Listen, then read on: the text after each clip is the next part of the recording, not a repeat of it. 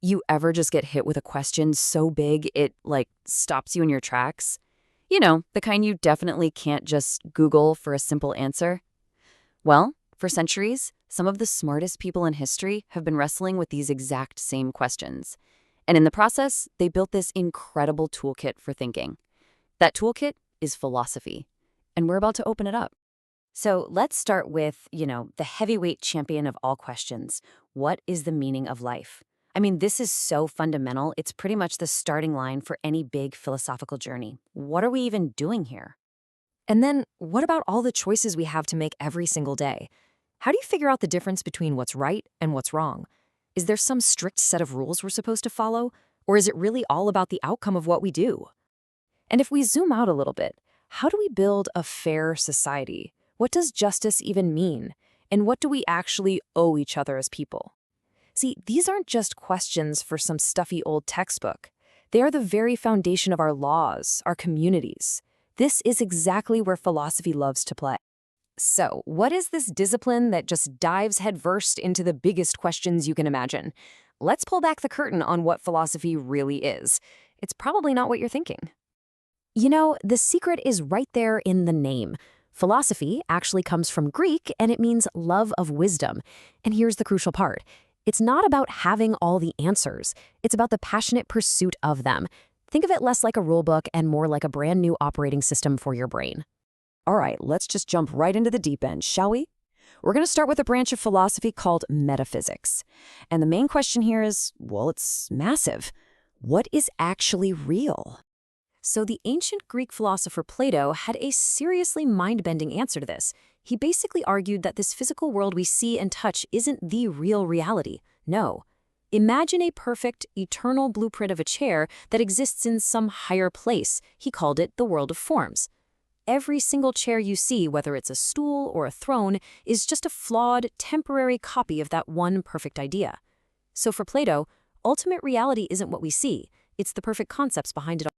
Okay, so fast forward a few centuries, and another thinker, René Descartes, comes at this from a totally different angle.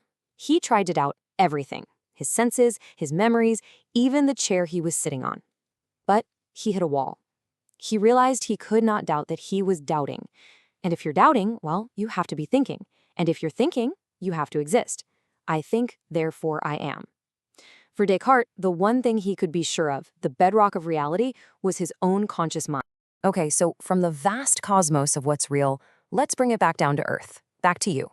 Because philosophy isn't just about these huge, abstract ideas. It's also a set of really practical guides for how to live a good life. Building on the work of giants like Socrates and Plato, this new wave of philosophies popped up. Schools like Stoicism and Epicureanism, they weren't just for dusty libraries. No, they were super practical, really popular guides to living that were adopted by everyone from emperors to soldiers all across the Roman world. Okay, so here we have two powerful and really different paths to happiness. First, you've got the Stoics. They believed happiness comes from mastering the one thing you can control, your own mind and your own actions, while just accepting everything else with a calm resolve. Then you have the Epicureans, who took a totally different route. They argued that you find tranquility by minimizing your desires and just enjoying the simple pleasures, like good friends and learning new things.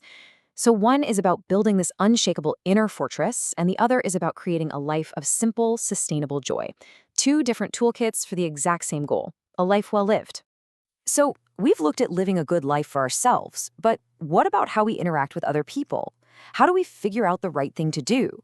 This brings us to the super important field of ethics. So when it comes to judging our actions, there's this huge split in Western ethics. On one side, you have deontology, a view that was championed by Immanuel Kant. This says morality is all about rules and duties. Certain actions are just right or wrong, full stop. The consequences don't matter. But on the other side, you've got consequentialism, which says the exact opposite. The only thing that matters is the result. So how did Kant come up with these universal rules? Well, he developed this really clever test called the categorical imperative. It's pretty simple, really. Before you do something, you have to ask yourself, could I honestly want my reason for doing this to become a universal law for absolutely everyone? So if you're thinking about lying to get out of trouble, could you truly want a world where everyone lies whenever it's convenient? If the answer is no, if it creates a total mess or a world nobody would want, then the act is morally wrong. It fails the test. Now, let's check out the other side of the coin, the consequentialists, and particularly the utilitarians like Jeremy Bentham. They proposed a much more direct calculation. For them, the morally right action is always the one that produces the greatest good for the greatest number. It's basically moral math. You weigh all the happiness and all the suffering your action might cause for everyone involved, and you pick the option that tips the scales toward the most overall good. Forget the rules. For a utilitarian, it is all about that final score.